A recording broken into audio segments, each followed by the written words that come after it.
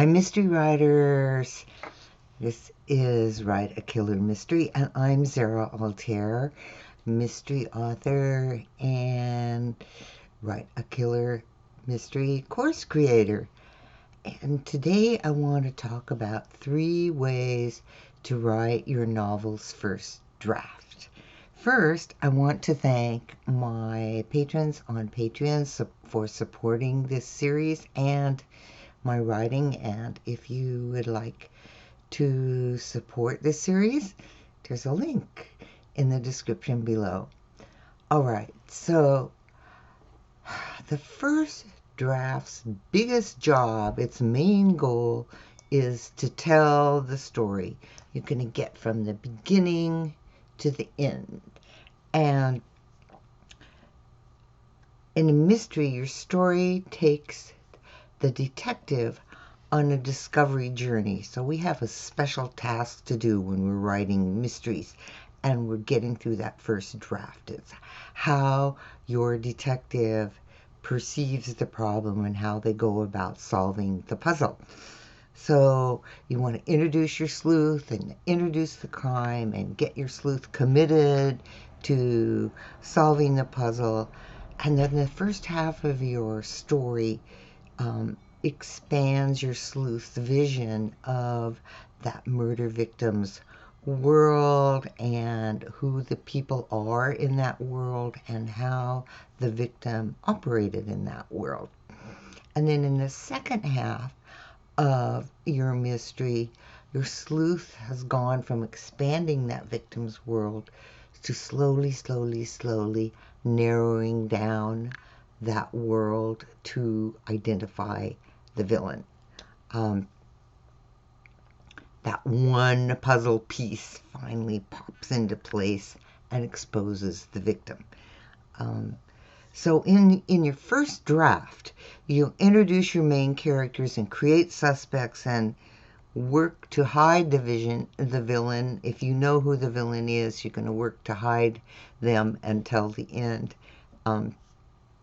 So first, I want to say that there is no right way to write a novel. So everything is your choice, however you go about doing it.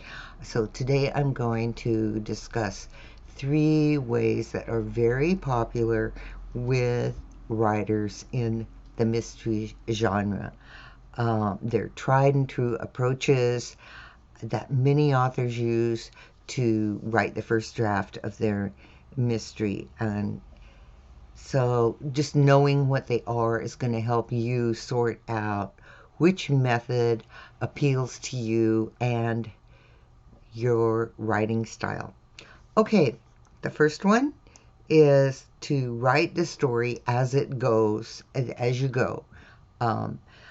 Many mystery authors love the discovery method of writing, sometimes called writing by the seat of your pants or pantsers, because they love the excitement of discovering for themselves as the author who was the villain, who is the villain in their story. They don't know who the villain is at the start of the story, and so just like their readers, they have no idea who committed the crime. So if you love solving puzzles on the go, this method promises the excitement of creating the story as you go. You write, you have an idea, and you just keep going, all right? So it's a process. This discovery writing is a process filled with promise, because every new suspect, every new scene that you write is a possibility for discovering who the villain is. And you, as the author, since you don't know, that is part of the excitement of writing in the discovery mode. And as you get into the flow of your story, new ideas emerge with the fresh avenues that you take as you write your story. So it's very fun. It feels very creative. And once you arrive at the end and you know the villain and you reveal the villain at the end of your mystery, your story is pretty much finished as far as the plot. So you've accomplished the goal of the first draft, which is to tell the story from the beginning through the middle to the end. All right. So for discovery writers, your second draft will fill in gaps, like planting clues, because since you didn't know who the villain was at the beginning, you'll need to go back and sort of plant those clues to hint at who that ultimate villain is. And you may go back and create a few more setups to augment what you want to tell in your story about the different suspects and about the villain, to add depth to your story. Remember, the first draft is to just get from the beginning to the end. It doesn't have to be a full novel length. It just has to really walk you as the author through the process of telling the story. So the rewards of discovery writing are creating a story that raises questions for you and the reader. So it's like writing the book is like reading the book for the reader. So it's really fun. All right, at the opposite end of the first draft writing spectrum is the planned outline. And many authors use this as well, and they feel that they can't write a mystery without planning it out because they want to know who the villain is in order to create those setups and plant those clues in their story because they're going to know where they happen. All right. They plan the story with setbacks and twists and reversals.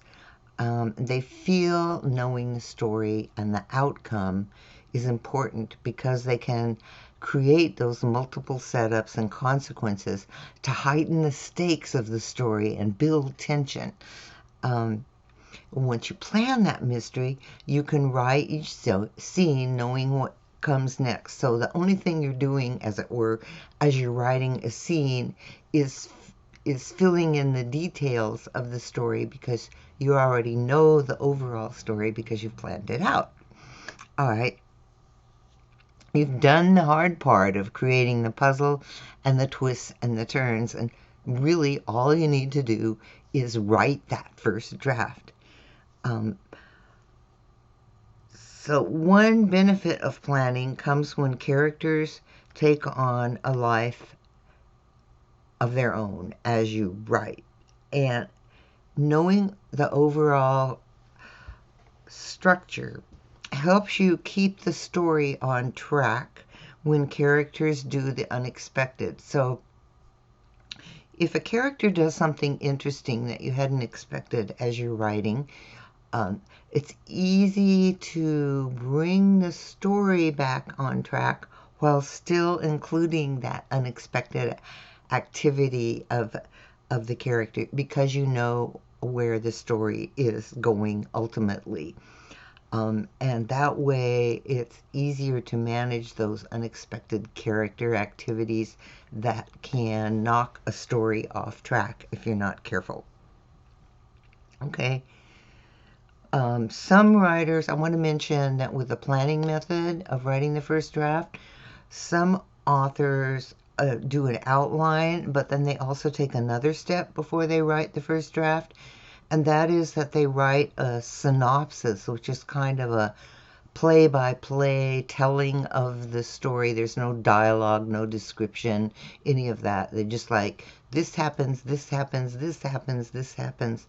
So they feel that writing a synopsis helps them discover plot holes in the story or something they hadn't really thought about till they try to make this cohesive whole of writing the synopsis. And a synopsis can be 5 pages, it can be 10, it can be 20. I was reading the other day about an author who does a 75-page synopsis before they start writing the first draft.